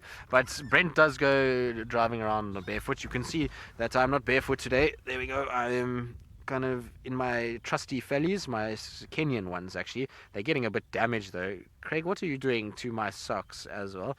Yes, my Pooji socks, everyone probably knows them, but look, my shoes are breaking now, so it's almost time to go back to the Mara to get a new pair, I think. But yes, they're starting to get a little hole and all the sand goes in there, so I generally empty about 5 kilograms of sand every time I get back from a drive. But I like these ones, they're very comfortable and they work quite well. So they keep my feet from getting thorny and all the other kind of things that happen. I don't know how Brent doesn't get thorns and things in his feet the way he walks around half the time. And funny enough, talking about barefoot guides, when we were in Congo, the guys there go barefoot. So they walk through the forest and these saline byes and all this kind of nonsense barefoot completely, which was absolutely surprising to me. I don't know how they do it because it seemed like a very bad idea. You never know what can be lying around. There could be all kinds of bad things like snakes and thorns and pieces of sharp wood and anything really that could cause a lot of damage. So, I thought they were quite brave. I wasn't that brave. I did one walk barefoot through the forest, and we ended up going through this stream, which was beautiful. I mean, you can imagine this rainforest, and then you just kind of go down, and there's this tiny little stream that's thick on both sides, and you walk, and the water is crystal clear. You can see all the fish kind of swimming through, quite tanninous as well. So it's got a very sort of caramel kind of color to the water, which is pretty. But anyway, so walking along, and it turned out that this stream was the stream that was inspired by Satan himself. And initially we kind of get into the stream and we're all excited and this is so cool, we're going to walk up the stream, walk, and it's all these tiny little pebbles, but small ones like this, but not sharp that they cut your feet, but sharp enough that it's highly irritating. And so the first 10 minutes of walking through the stream was all adventure and all happiness. Then the next 10-minute phase came where it was starting to get a bit tender on the soles of the feet. Then the next 10 minutes came and it felt as though you were being beaten by somebody just hitting the bottom of your feet. And then another hour, or half an hour actually, later we were only getting out of the stream and my feet felt as though they had been taken by somebody and a hammer had been hit on the bottom of them about 400 times, and it was quite funny actually just listening to everybody kind of squealing and yelping as we were walking along. And the guide that was with us obviously had done it many times before, and so he wasn't at all worried about it and just kind of strolled through the river. But the rest of us were not in fine fettle at all. I know my poor little tootsies were no longer tootsies. They felt as though they had been beaten and maimed and mangled, and actually for about 2 days after that they felt as though they were quite tender. No, well, Brent would have been fine because his feet are a series of calluses on the bottom that would have made sure that they didn't actually get hurt. His feet would have been absolutely fine. But for us that wear shoes regularly and are not of the bush kid ilk, like Brent Leo Smith, we had a bit of a tougher time of it, unfortunately. But it was still fun, I must be honest. So the reason why we went in there was 2 reasons. We were looking for red river hogs down in that stream, and we were also looking for a tiger heron, which is not very common there, but we were looking for it. And the guys had seen it there a few weeks before in this exact stream, and so that's why we went inside there to try and see if we could find it. We found tracks for the red river hogs and heard them, but we didn't actually find the heron itself or any signs of it, unfortunately. But it was still very cool watching all the little fish kind of swim around, and eventually ended up in this big pool where there was chairs and a table that had been put out, and there was a couple of quinine inspired apple juices that were there, and you put your feet in and the little fish feed off your feet after you've kind of walked through it. It's very weird. And then you have your quinine inspired oh, hello, kudus. Anyway, we'll kind of carry on. We're going to... James apparently has got a lot of interesting things happening. We've got some kudus that are just watching us at the moment. And so while we see where they go and we'll stay with them, let's send you back across to James, who's got the pride, I think, walking towards a carcass. I nearly said the elephants. Those aren't elephants, though, are they? I think they're lions. They're up. We went for a little drive and then came back this way on our way back to the giraffes. And the lions are definitely up. That's an adult. So I said there were a couple of sub-adults around. That is not one of them. So there's a car going past now. Oh, there it was, and it's gone. Phew. It's lucky. It's in a bit of a rush because it's in the park late. Now, let's see if they're going hunting. They don't look very full to me. So it would not surprise me if they did try and hunt something. Surely they've been eating this giraffe. It was them, wasn't it, Manu? It was them, yeah. They might go back to the carcass. They might just go for a walk and then go to sleep. Quite often, in fact, following lions in this particular area, what we've done is got up with them, started moving with them in the night, and we'll think, we're really on to a hunt now. And then just as it gets dark, they go to sleep again for another 3 hours, especially if they happen to be full, and especially if there isn't something very obvious for them to hunt. So let's go back and have another look there.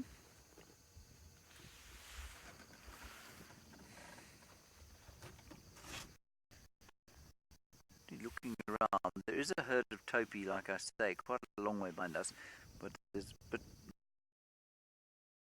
for there to be any serious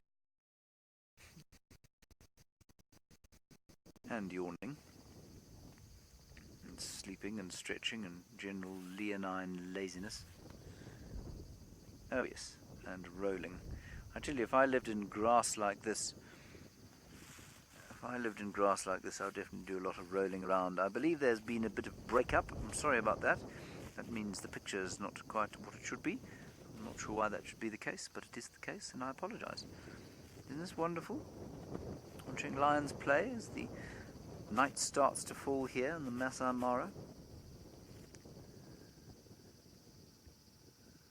Gorgeous, gorgeous stuff. Most exciting.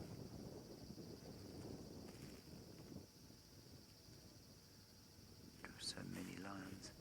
How many can we see there? 1, 2, 3, 4, 5, 6, 7, 8. Looks to me like only 2 adults. Would that be correct for the Marsh Pride? I don't think our records of the Marsh Pride are good enough for us to know for sure. Is that another one? Or those? Yes. No? Birds? Lion. It's a lion. So that would be 9. Just see the black flickering there of the ears. I think that's probably about it.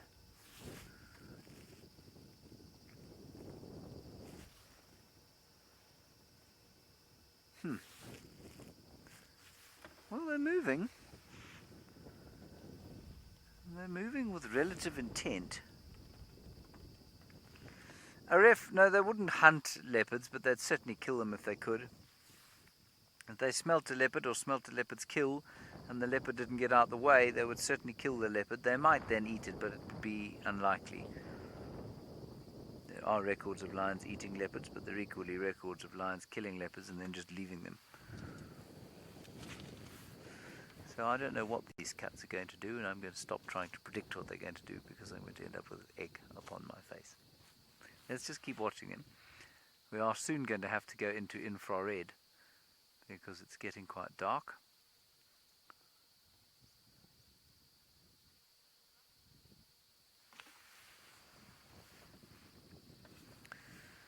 Sorry, Rosalind, was that how tough is a lion's paw pad? I think you'd probably find that if you went to your an average garden variety St. Bernard, that lived outside and exercised outside a lot, it would feel very similar. Not Chihuahua who lives in the house. I think they would have very soft, dainty, rather pathetic pads on their feet. But if you were to go to an outdoor working dog and feel its pads, I think that'd feel very similar. So sort of quite scaly, thick, calloused, and able to deal with the rigors of living in the wild here. Okay, I'm going to sit here for a little while longer with these lions. Let's go back to Sid's and find out what he's looking for.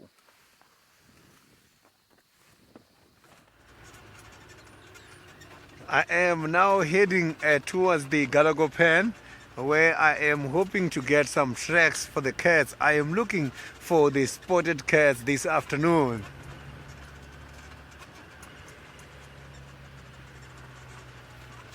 The weather is suitable for the hunting when it comes to these kinds of animals. It's just that since this morning the spotted cats are hiding. Maybe they've already got something.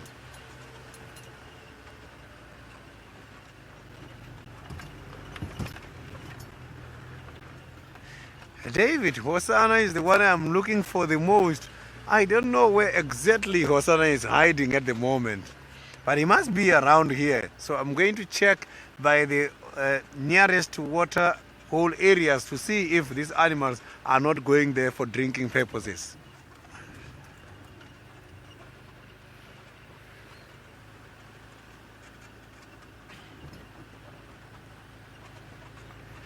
So both Hosanna and Tingana, Tandi and Kalamba, they are hiding a lot these days.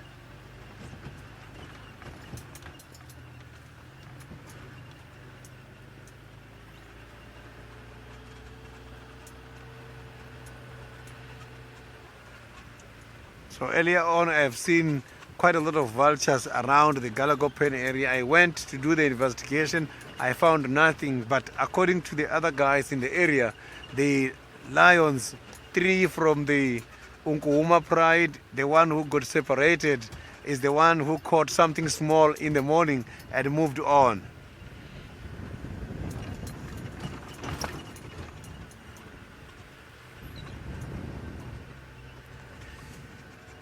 Nico, it is extremely cold at the moment here where I am. The wind is so very cold. Or maybe we are going to have some rain tonight.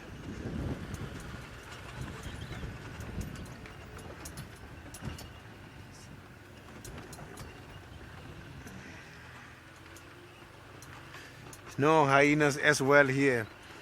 Hyenas are very good indicators of the spotted cats. So now let's go to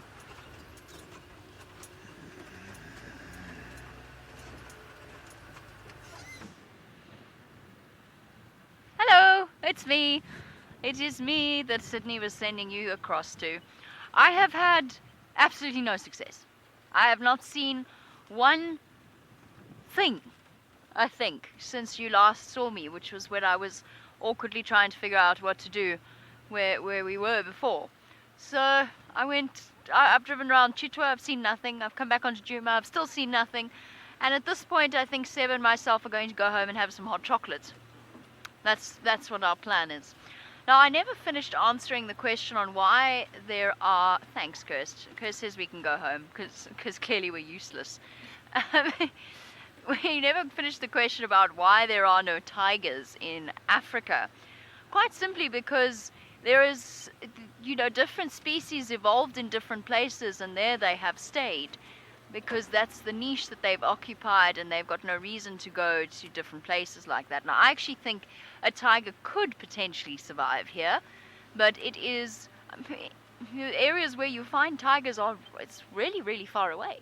And there's a lot of competition here, and in fact, I say that they would survive here, but I think they would really struggle up against lions because of the sheer number of lions. Guys, don't panic. But I found an animal. No, I haven't. She's going behind a bush. No, there's another one. There's another one. Alright, hot chocolate is cancelled, everyone. We have found our animal for the afternoon. One herd of impala behind several dead trees. Or several, not so much dead trees as sleeping trees. Let's put it that way. I always like to think of deciduous trees as trees that go to sleep for a while. They hibernate in their own way. You can see it's cold just looking at the color of the impala's fur. It is fluffed up in red to trap air, just in the same way that we get goosebumps. Not that I can remember what the official name for goosebumps is called. I can only think of the word goosebumps, but there's a proper thanks, Kirst. She's giving me goose flesh. Thank you. Yes. No, there's a proper biological term for goosebumps. Can't remember what it is. That's basically what's happening to this impala. It's similar to the piloerection that you see on Nyala bulls when they are displaying to each other and they puff up their fur along the ridge of their back and along their neck to basically look really intimidating and to make themselves look as large as possible. Now, impala don't really do that. When their fur is puffed up like this, it is because they're cold. And I don't blame them. It's now even raining, isn't it, Seb? I hear drops.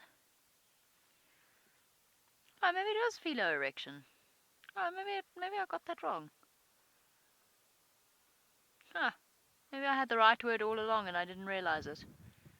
Here we go. I did have the right word all along. My brain's not functioning. It's shut down. Shame. You can really see how these impala have to struggle for what they're trying to eat, and especially for a female like this. Look at, she's trying to get right in there to grass that looks decidedly unappetizing. Now, I've noticed that there are some bellies that are fit to burst at this point, not because they are full, but because they are phenomenally pregnant. I suppose you can't really be phenomenally pregnant. You're either pregnant or you aren't. But they're all in the late stages of their pregnancy.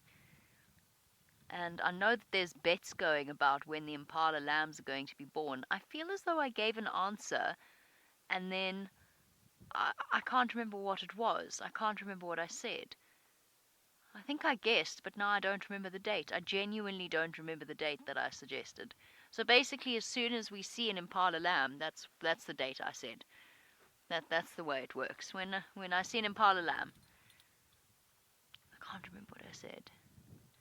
Kirsty's not going to let me get away with that. Oh, poor girls. Trying to sustain themselves on actually essentially nothing. I'm going to try and guess when the impala lambs are going to be born, because really I have nothing much else to do here. As you can see, it has been a very slow afternoon on Djuma. Fortunately, Mr. Henry, for his first afternoon in the Mara, is better off. There we have two marsh pride animals fighting with each other, lions, the sub-adults, having a little bit of a game. They've come right up to the road, which is fantastic stuff, so we're catching them in the infrared light. That's why their eyes are glowing as though they are little devils coming out yesterday evening, which was, of course, Halloween. Orly, Pat and I celebrated Halloween on an aeroplane. It was quite comfortably the most uncomfortable Halloween I've ever spent. I still have a sore left butt cheek. I'm not sure I'm allowed to say butt cheek on this program, so I apologize for saying butt cheek on the program. I will never say butt cheek again.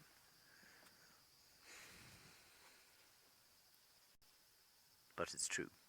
And, you probably didn't want to know. Anyway, the traditional relieving of the bowels and the bladder before playtime commences afresh. Oh, this is wonderful. Isn't that great? I'm pretty sure they're heading straight back towards that giraffe carcass.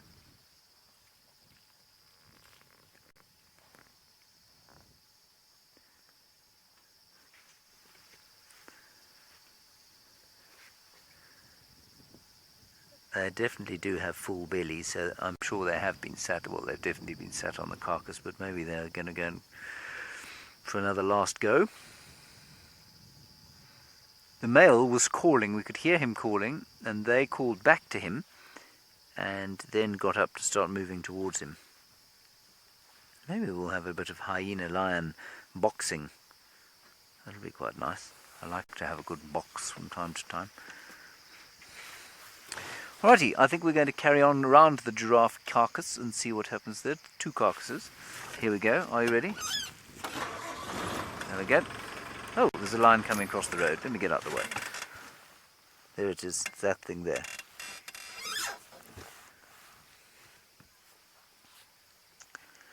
Minamu, to answer that question, we would have to explore the whole of the Mara. I'm not sure how many lion prides there are in the entire Maasai Mara.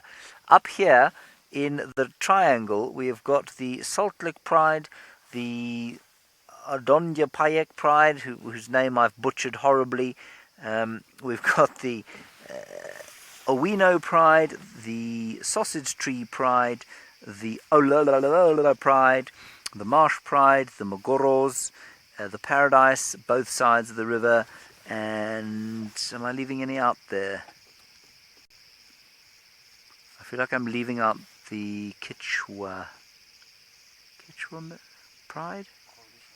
Kichwa Coalition. Has the pride disappeared, those 3 females? 2 still be around. So let's say 8 or 9, maybe 10 prides, depending on the time of the year. What was so very interesting during the migration, though, is that the defined territories that were so easy to predict during or pre the migration all went out the window. So Brent, I remember him telling me at exactly the same place he found this, I think it was the Salt Licks, the Owinos, and the Sausage Tree Pride at various times. This is just magic.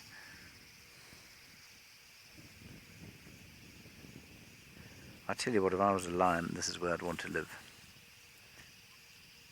Lots to eat, beautiful landscape, grass to lie in and roll in.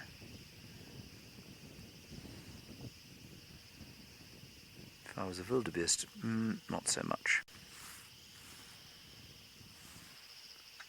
Alrighty, I think let's move on and see if we can find the giraffes again. Shouldn't be too hard on account of the fact that they're dead and therefore unlikely to move very far. Now, I'd forgotten about the incredibly powerful lights that these cars have. Ah, look at that. Let's see what these ones do. Oh, no, that's not going to help us. Oh, there's me. Yeah, very nice. That's not going to help us there. Oh, that's going to help us less. Alright, so we'll leave those lights on that we have there. I've got the spots light. And with this, we shall find interesting things. I'm going to drive relatively quickly because I want to be at the giraffe when the lions get there, if they get there. We can't follow them off-road in this area anyway, so it's a good time to leave them.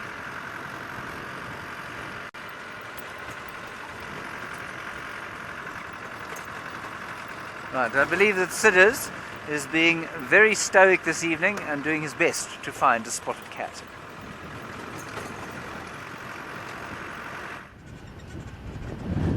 Yeah, it is very, very quiet here at the moment where I am. I am now heading towards the Buffalo's Hook Dam to see if maybe we cannot find Tingana or any other cat that side. I have been to the Galago Pen. It was also very quiet and no tracks around the dam at all.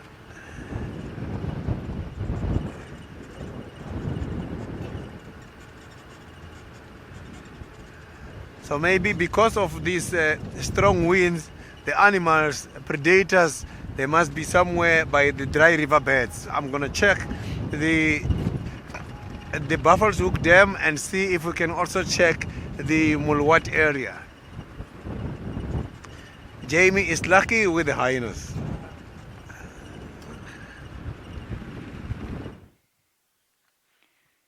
Phew! Lucky indeed. Look who is here. None other than Pretty herself and one of her little ones. settled down for a long suckling dinner session.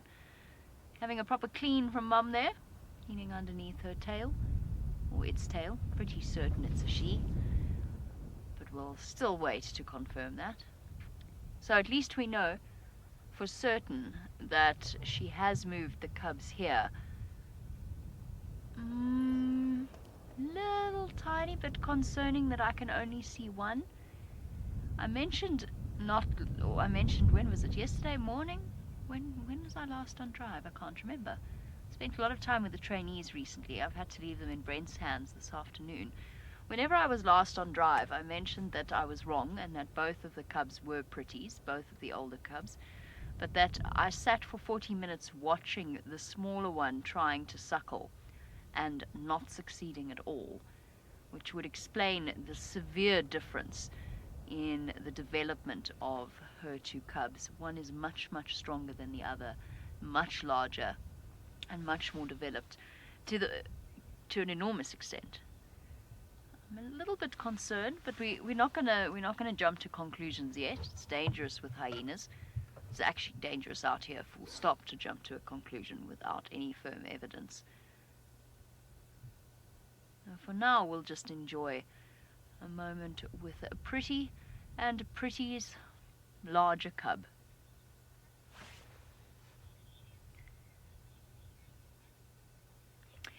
Good afternoon, Saskia, or morning or evening, wherever you are.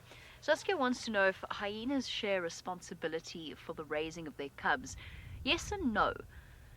It is quite unusual for spotted hyenas to allosuckle in the same way lionesses do. In other words, allow cubs that are not theirs to suckle from them. It very seldom happens. It only really happens where you have a low-ranked female and a high-ranked cub. Does that make sense? So the adult female is the low ranker and the cub is the high ranker, because remember, cubs inherit their status.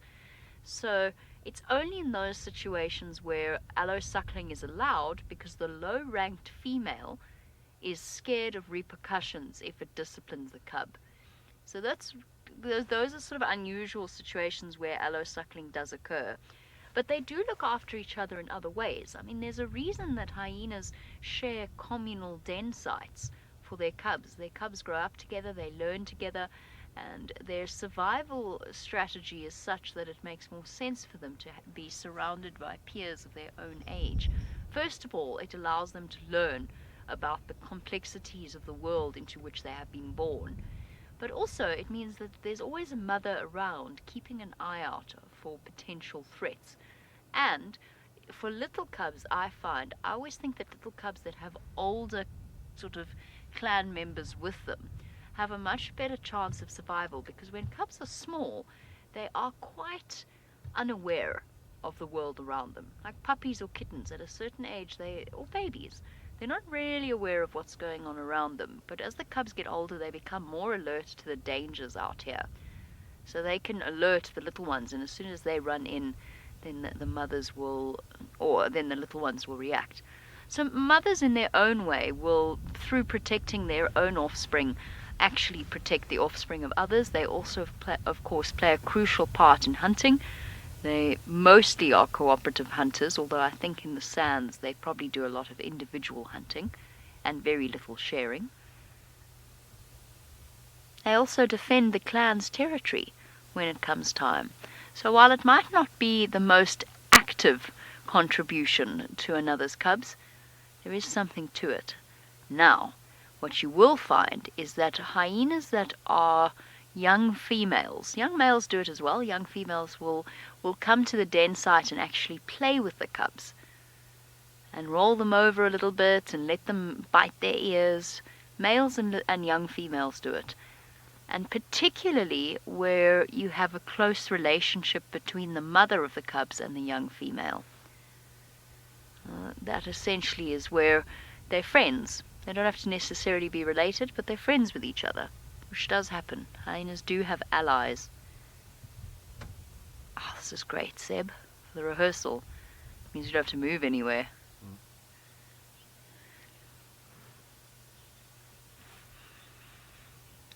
Nico viewer, would like to know what it is that hyenas worry about. They are saved the concerns of tax and whether or not we are actually careering towards the ultimate global destruction of the planet. So they saved concerns like that, but you would like to know what it is that they worry about. They worry mainly about lions. Lions are the biggest threat to adult hyenas. They also they can be quite stressed where you look at large clans that have complex hierarchies. And studies have shown that the most stressed out individuals, the ones with exhibiting all the signs of stress, are the mid-ranked hyenas, because they have to remember their place in the clan. So they have to remember if they're high-ranked or low-ranked. But ultimately a hyena worries about lions, food, whether or not it's got a comfy place to sleep, and if it's a female hyena with cubs, whether or not her cubs are okay. So pretty simple, pretty basic priorities in their lives. I apologize again for the vehicle pole. It is the roof of our car because the heavens are about to open up once again. That's something for a hyena to be worried about. Not because it's any danger to them, but because it's a little bit unpleasant. Although that's not true. Hyenas love rainy weather. They really do. It's fantastic hunting opportunities for them. They can go galloping off and take advantage of the chaos and the confusion that weather like that causes.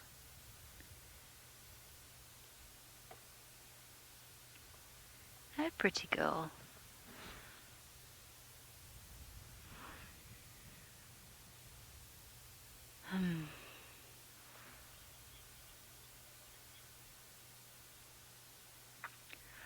Okay, as Pretty settles in to feed her cub, hopefully we get a chance to see the other one pop out before the end of this safari, but let's go across to Tristan to see if he's had any more luck than we have. Well, no, Jamie. Unfortunately, we have had no luck. My ability to hustle an animal has not matched your ability to hustle animals out of this gloomy day, and Jamie has had much more success than what I have. So what we're doing now is we've driven around all over the place, really. There's not many tracks to see. I've looked, and what that tells me is that I'm pretty sure that all of our leopards are sitting on kills at the moment. Probably find Tingana and Osana together somewhere. We just don't know where that is. We've checked all over the place.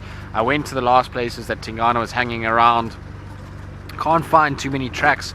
We did have baboons alarm calling during the course of the middle of the day in that area as well.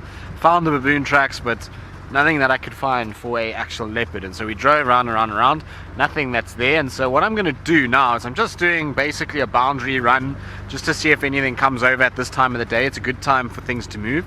And if nothing, then I'm going to go back to that central area, and I'm just going to park and turn off for a few minutes and just listen as to what's going on, and maybe we'll get lucky.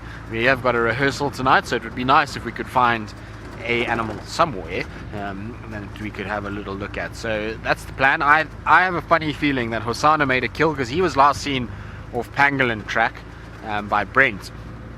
That was the last time we saw him, so I have a funny feeling that he might be somewhere there, and it's quite close to where I left Tingana last night. And so I wouldn't be a surprise if the two of them are hanging out on a kill, but they might go for water a little bit later and head towards the pan. So that's the idea. Anyway, while we go and figure out how we're going to hustle a leopard, James, well, hasn't had to do much hustling at all because everything has gone to where he thought it would go, at the two dead giraffes. So let's go across to him. We're hoping desperately that, the lions are going to come and hustle here because, well, I'm a bit put off by the fact that there isn't even a hyena at this carcass. Now, we have our rehearsal for our TV show in about half an hour. I'm hoping by then there'll be a great bevy of predators fighting over this biltong or beef jerky that lies before us here. The lions were coming this way. We did see them on the way here, coming across the block. But they have yet to arrive, and they have yet to call again. So we're just going to sit quietly, see if they call. If they do, we'll go looking for them. If they don't, hopefully they'll come here.